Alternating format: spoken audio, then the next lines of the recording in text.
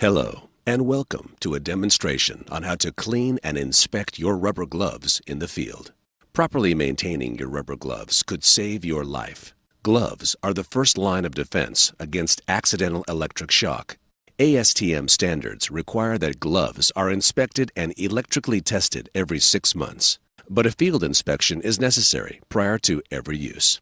Physical damage or a volatile chemical left on the rubber can degrade it to the point of offering little to no protection. The first inspection is visual. The next few slides will cover the different types of visual blemishes and what can cause each of them. The first blemish to look for is checking or cracking. These are caused by UV or ozone exposure. Natural rubber provides excellent electrical protection, but just like car tires, if left exposed to elements, it will begin to crack and degrade. Always keep your gloves in approved storage containers. Splits, cuts, or holes are blemishes that you should always be on the lookout for. These can be caused by wood splinters, cable ends, tool edges, and more. Next up are grooves.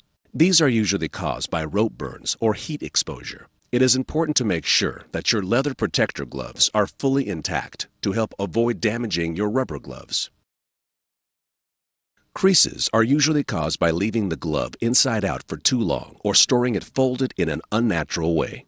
It is important to always store your gloves with the cuffs beaded side out to help avoid creases.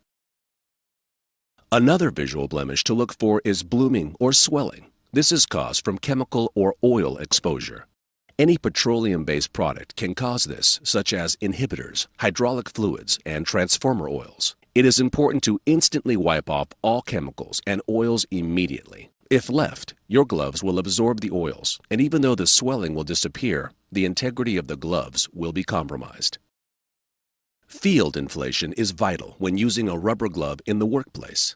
These next slides will explain how to properly inflate a glove in the field and how to check for air leaks once inflated. First, grasp the gloves at the edges. Then stretch the bead and roll the bead over onto itself. Place the glove against the body and begin to roll the bead towards the fingertips.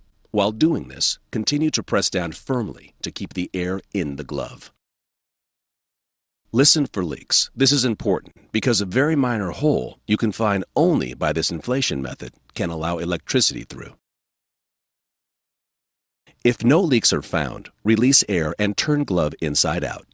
Be sure all of the fingertips are fully turned before you start inflation, so as they won't pop out during the bead roll and not allow high enough pressure to build within the glove.